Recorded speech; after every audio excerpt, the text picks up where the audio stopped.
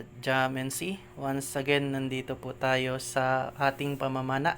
Ito pala yung kasama ko, si Elvis.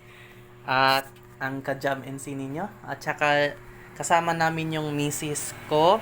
Tsaka si ate. Ate ko, si Dodong. At si Joshua, yung pamangkin ko. Namana kami gamit ito. Ito. Simple lang, flashlight. Kailangan nyo lang ng flashlight. Ito, flashlight. At saka ito. Ngayon, papakita namin yung munting kuha namin. Salamat pala sa mag-view nito. Una, nakakuha kami ng lobster. Ito yung lobster namin. Ito mga kaibigan. Tingnan nyo. Maliit na pero okay na. Ulam na to. Tingnan nyo yung kamay ko. Pero okay na to. Ulam na to.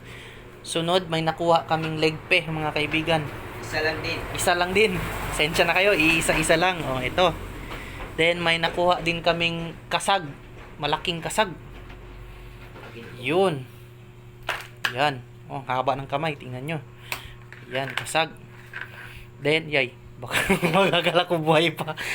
Then, may nakuha kaming danggit, no? Marami kaming mga danggit. Mulmul muna, mulmul. Ito mga ka-Jam and C, pasensya na kayo kasi wala kaming underwater na camera. Dito na lang sa tuyo. Ito yung mga mulmul namin, no? Sige lang, pag may budget na kami, bili kami underwater na camera. Then, danggit. May nakuha kaming danggit. Tingnan nyo. Ito una. Ito pa.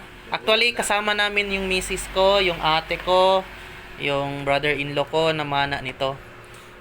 Ito pa. Ito. Ito. Kita nyo? Ulam na to, mga kaibigan. Ito. Isang malaking danggit.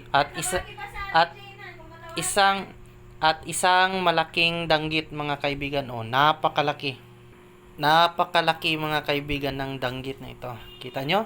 May lobster tayo, may danggit na tayo. Meron pa tayong mulmul, ang sarap. Ito, meron tayong legpe.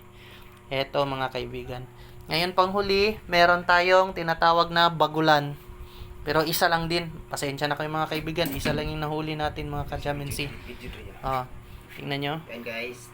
Ito, mga kaibigan. Ito yung ang nakuha nating bagulan. Pasensya na kayo, yun lang to plato, ang laki. Nakadikit pa. Buhay pa kasi, mga kaibigan, dumidikit pa yung bunganga niya. Para bagulan. Ito bagulan. Masyadong malagkit, mga kaibigan, ano ba yan? Na-ispanta ako. Mahaba talaga yan yung kamay niya, tingnan niyo, ang haba, Nahirapan kami dito, mga kaibigan, kasi actually pagpana ko, isang trigger. Buti na lang nandito yung brother ko. Ito, natamaan to ng pana. Tapos, kumpiyansa ako, isang trigger ang ginamit ko. Tapos, buti na lang nandito yung brother ko na pinana niya rin sa gilid. Ito, dito sa gilid. Nawala ang sugat. Bakit yun? Ayun. Ito, dito part. Dito.